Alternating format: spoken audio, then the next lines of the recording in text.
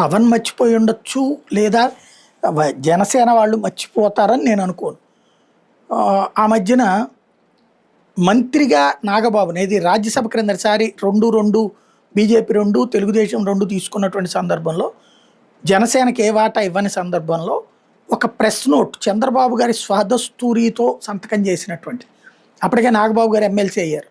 నాగబాబు గారిని మంత్రి పదవిలో క్యాబినెట్లోకి తీసుకోబోతున్నట్టుగా చంద్రబాబు గారి దస్తూరితో సంతకం చేయబడినటువంటి ప్రెస్ నోట్ రిలీజ్ అయింది. అంతవరకు ఆంధ్రప్రదేశ్ రాష్ట్ర చరిత్రలో తెలుగుదేశం చరిత్రలో ఎప్పుడూ జరగలేదు. అంతగా ఒత్తిడి చేయగలిగాడా పవన్ కళ్యాణ్ అనుకున్నాం. అప్పుడు తీరా చూస్తే అది నామకే వాస్తే మాత్రమే. ఇప్పుడు ఏడాది అయిపోయింది. ఎక్కడ తీసుకున్నారు మంత్రివర్గం? దసరా, దీపావళి, ఉగాది అన్నీ అయిపోయినాయి. ఇంతవరకు మంత్రివర్గంలో తీసుకున్నారా? చివరికి నాగబాబు గారు ఆ మంత్రివర్గ సంగతి మర్చిపోయి ఆ జబర్దస్త్లోకి వెళ్ళి మళ్ళీ కార్యక్రమాలు చేసుకుంటున్నారు.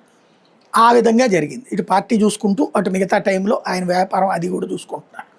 ఇదే సందర్భంలో రెండవది ఏంటది, స్వయంగా ఏది మొన్న ఏఎం రత్నం ఆయన సినిమాకి సంబంధించి నిర్మాతగా వ్యవహరించిన ఆయనకి చాలా సినిమా నాలెడ్జ్ ఉంది. ఆంధ్రావాడు, ఈయనకి ఏది ఫిల్మ్ ఫెడరేషన్ ఇవ్వాలి, ఫిల్మ్ డెవలప్మెంట్ కార్పొరేషన్ ఇవ్వాలని స్వయంగా పవన్ కళ్యాణ్ స్టేట్మెంట్ ఇవ్వడంతో పాటు చంద్రబాబు గారికి కూడా సిఫార్సు చేశారు.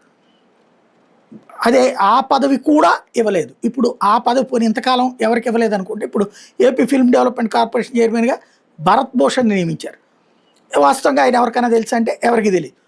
నిర్మాత డైరెక్టర్ ఏం రత్నం గారికి పవన్ కళ్యాణ్ గారికి హామీ ఇచ్చాక అతన్ని పక్కన పెట్టి ఎట్లా ఇచ్చారు అన్నటువంటిది ఇక్కడ ప్రధానమైనటువంటి అంశం.